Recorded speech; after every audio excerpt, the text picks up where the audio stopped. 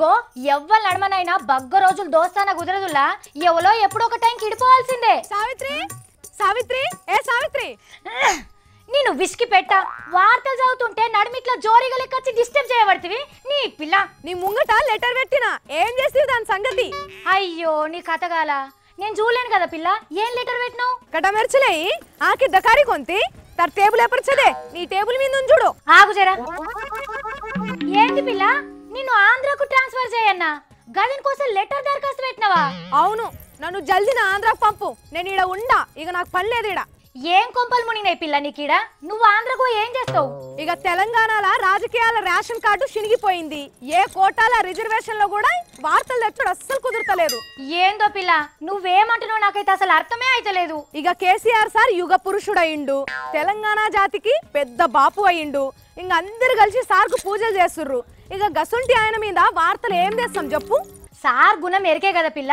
ముద్దు చేస్తే సంకకెక్కించుకుంటాడు, కోపం వస్తే కోదండం ఎక్కిస్తాడు. సార్ మీద లేకుంటేంది చెయ్యి గుర్తు పార్టీల మీద వార్తలు తేవచ్చు కదా. దానికంటే మంతెన సత్యనారాయణ సార్ అనారోగ్యానికి 60 చిట్కాలని పత్తం ఉండేది నయం. ఏ ఊక పిల్ల, చెయ్యి గుర్తు పార్టీలా మెట్రో రైల్ పిల్లరస్ ఉంటే బలమైన లీడర్లు ఉన్నారు. వాళ్ళు సర్కార్ మీద సురుకులు పెడితే మస్తు వార్తలు వస్తాయి కదా. గిడ అన్ని సల్లని సుక్కలే ఉన్నాయి సావిత్రి, సురుకులు లేవు.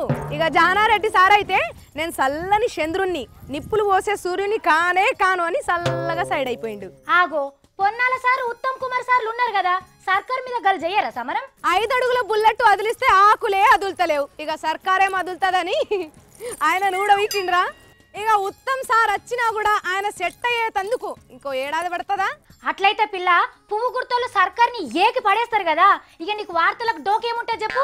ఎవరు పువ్వు గుర్తు పార్టోళ్ళ వాళ్ళ భక్తి కేసీఆర్ సార్ మీద, చిత్తం టీఆర్ఎస్ పార్టీ మీద ఉన్నట్టు కొడుతుంది. అంటే ఏంది పిల్ల ఏమంటున్నావు నువ్వు?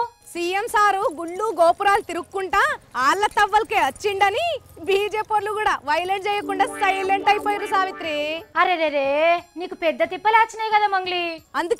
అందుకే సావిత్రి నేను కూడా ఆంధ్రాకు పోతా. మైబీ ఆంధ్రా జాంచు మా పవన్ సార్ కూడా రాజకం సురు చేసిండు. ఎలక్షన్ లో పోటీ చేస్తుండు సావిత్రి. అయితే నీకేం లాభం పిల్ల? ఇటు చంద్రాల్ సార్ తోటి ఇటు మోడీ సార్ తోటి తగ్గ పోరు పెట్టుకోబోతున్నాడు సావిత్రి మా ఓడు. వాళ్ళు కొట్లాడుకుంటే నడుమిట్లా నువ్వో ఏం చేస్తావు? అయ్యో శుద్ధమొద్దు కేవిడితే ఆయనకు కాయ మనం చేసే మతికేను సామడ్. పవన్ సార్ ఎలక్షన్ లో పోటీ చేస్తున్నాడంటే నాగబాబు సార్ వస్తాడు, చిరంజీవి సార్ కూడా వస్తాడు. అయిగాక షూటింగ్లు అవుతాయి. ఇక రాసుకున్నోళ్ళకు రాసుకున్నంత ఆంధ్రాలకు వెళ్ళి వార్తలు. ఇక తిట్టబోతే అక్క బిడ్డ, కొట్టబోతే బాలింత అన్నట్టు అయిందంటావు మన రాష్ట్రాల గత. అయితే కానీ పిల్ల నువ్వు వీణే ఉండు. నీకు అంతగా కావాలంటే వారానికి 2 వద్దులు పోయేద్దూతి. లేదు సావిత్రి మా ఆంధ్రాన జాంచు, నేను ఆంధ్రాకే పోతా. నా నోరు కుట్టేసినట్టు ఉంది.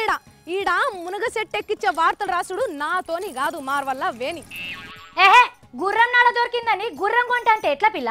అలా రాజధాని మన హైదరాబాదే కదా, వారానికి 2-3 రోజులు పోయేద్దూతి. మన పవనాల సార్ కూడా గీన్నే ఫామ్ హౌస్ లోనే ఉంటాడు.